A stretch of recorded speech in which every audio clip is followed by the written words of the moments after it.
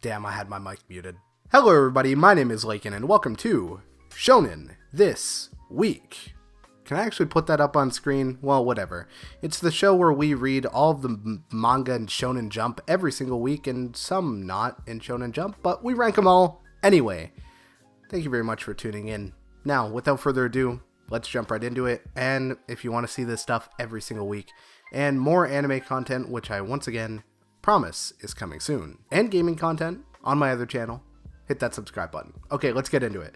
So we are just gonna go left from right. We're gonna keep it simple, okay? We always keep it simple. We're starting with Sakamoto Days. Honestly, this is I don't know. I'm gonna go C tier.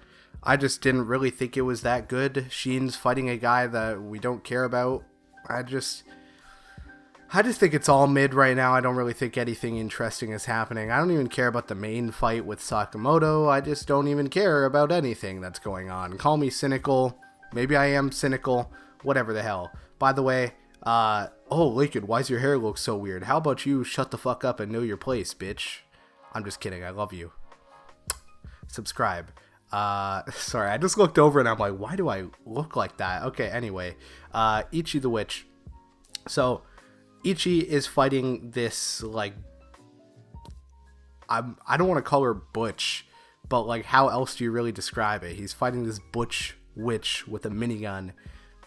I think her name's Amadoro, right? Now, the fight progresses and is won in this chapter. Now, my prevailing question here is mainly why people like Descaris and all that are just chilling on the side. Go help your son, dude. But whatever, I don't know. It was a good chapter. Nothing really more to say about it. Like, it was just good. It's not, or it was better than Sakamoto Days. It was better than Sakamoto Days, but it's not better than anything else. Now, this is an S tier Centuria chapter. I'll tell you why. So the battle starts. I will say these are a bunch of no names though, but I'm intrigued to learn more about them. Really, the reason I put this at S tier, like a top tier chapter for the week, and I will say for the record, my ranking criteria is not necessarily like this is an S tier chapter of Centuria as in like one of the best, but more so that it's S tier in comparison to everything else. This list is more so comparing the chapters against each other than it is comparing the chapters against the body of work. I hope that makes sense. So this Centuria chapter, these no-names attack. Julian is protecting Diana, and we get a really great aura moment. Let's see if I could put that on screen. He basically just says, I'm getting real sick of this bullshit, let me live in peace. It also seems like Lalawag is putting in some work against the main bad guy. I kind of get the feeling she might die here, which would be really interesting. That'll definitely send the world into a lot of disarray. It's revealed that the enemy that showed up had another part of the, like, Night Queen or whatever. She's definitely not called that, but their deity, right? It's slipping my mind at the moment. It's early in the morning. You gotta give me a break here, okay? But 3 of the parts are in one place now, because Lalawag also carries one of the parts, so I'm just very interested to see how this is going to develop, and it seems like we're going to be getting some combat soon. Lacrima has joined Julian, and they are about to throw down. Now, Kagurabachi, probably, I think it's fair to say, this is an S tier chapter. I think I might put it below Centuria, but this chapter was really good just for lore, just all of the bocce heads are really going to enjoy this one. Let me take a sip of my coffee here. There's a lot of lore, okay? You get mentions of literally everybody. Azami appears briefly. Hatshaku appears, maybe, kind of debatable. I mean, tell me, is this Hatshaku? His chin, it's a pretty unmistakable chin. Yeah, I gotta say.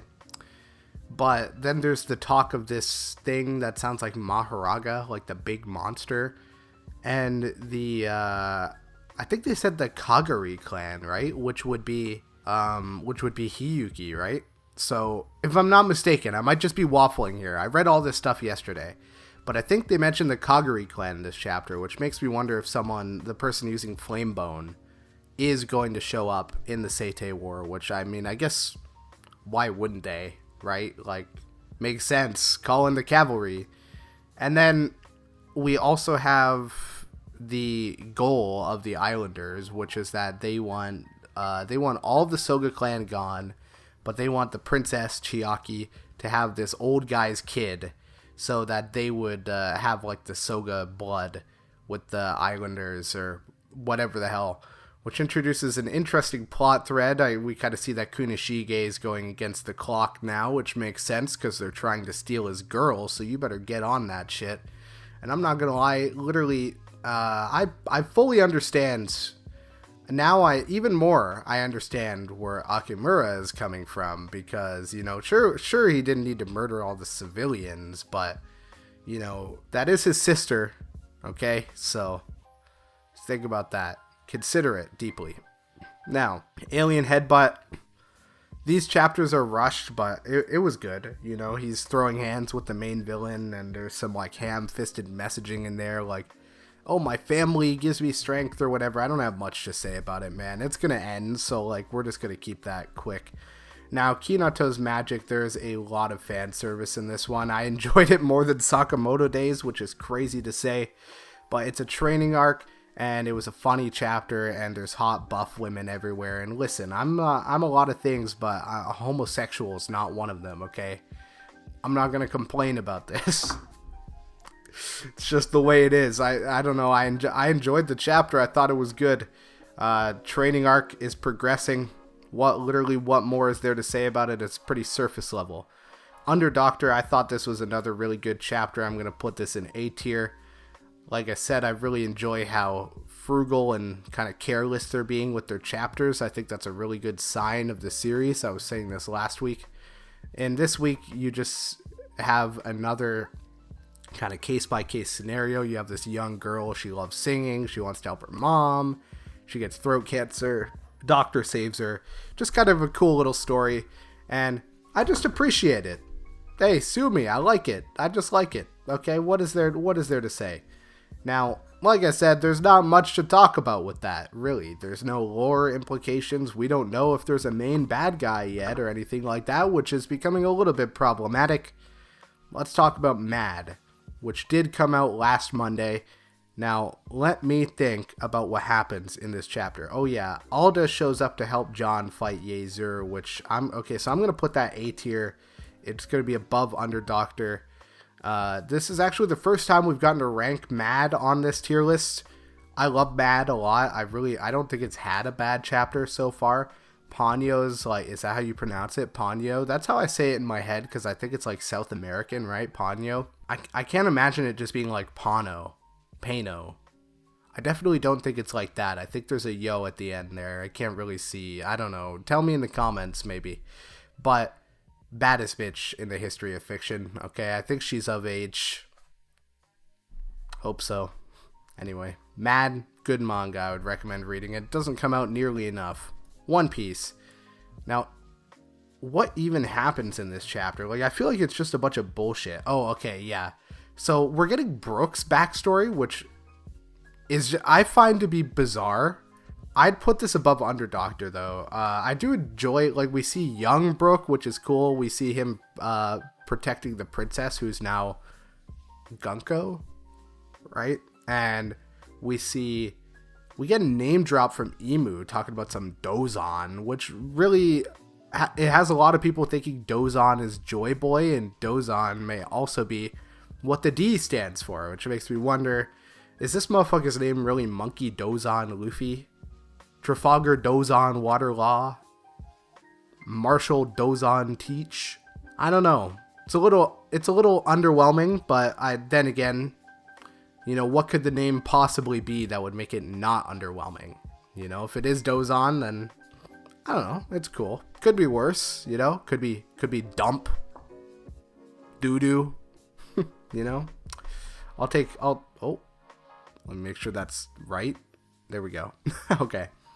Could be worse, right? So Lots of cool lore drops in this chapter. Oda finally draws a female character that's not ridiculously sexualized and has regular face proportions. Congratulations, Oda. Good job.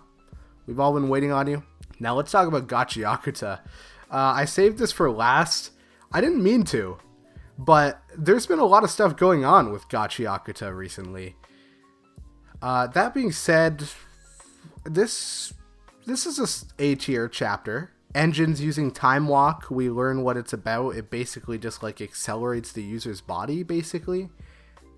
And it seems like he's about to body the main villain. He could die here. Somehow, I doubt it.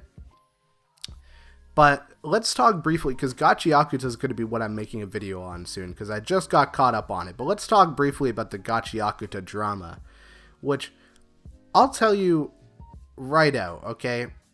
I think this is the biggest nothing burger of drama ever, and I think the people who ran Kei Urana off of Twitter should be ashamed of themselves, and I think you're all disgusting human beings, frankly. And that's putting it very lightly. Now, one thing I will say I noticed about this situation is that I did not see a single black person complaining about it, to be honest. I think it's just exactly all the annoying white people that populate anime spaces on Twitter. And frankly, I think you're all gross. And that's the honest truth. If that's one of you watching this, I don't mean to make hasty generalizations, okay? Let me backpedal a little bit. I don't have a problem with you if you're a white person consuming anime. That goes without saying. I'm a white person myself. But I'm just saying, if you're one of the people that think Urana did something wrong here, and if you're one of the people especially that were harassing her and giving her shit over this, guys, that was like one of the nicest mangaka we had available, and now she's not even on the internet anymore, and it's literally your fault, okay? Like, what the hell is the matter with you? Seriously, I think if you're getting offended by this kind of stuff, first of all, I think you need to take a really, really long look in the mirror. Like a really long look in the mirror. And second of all, if you're still getting offended, then I'm going to be honest, I think consuming media and participating in fandoms is not what you should do. I don't think it's for you, and I think you should take a break from the internet. Okay? Are we cool? We're cool. So yeah, that was a whole stupid scenario. Kei Urana, I love you. Great manga. Really great manga. Like, really great manga. I actually love Gachiakuta. I'm just really ashamed to be associated with these fans in any capacity. And frankly, I hope she cancels it. That's what you motherfuckers deserve, alright? Now, that's going to be it for this weekly Shonen ranking. If you enjoyed, hit that subscribe button. Sorry, I had to get serious for a second there, because when I saw that whole thing, it just really pissed me off. It really pissed me off. I don't know what to tell you. I don't usually get tilted by online drama, but I just genuinely could not believe the audacity of these people, and I had to mention it. That's all. Yeah, so subscribe for more. I do this every week.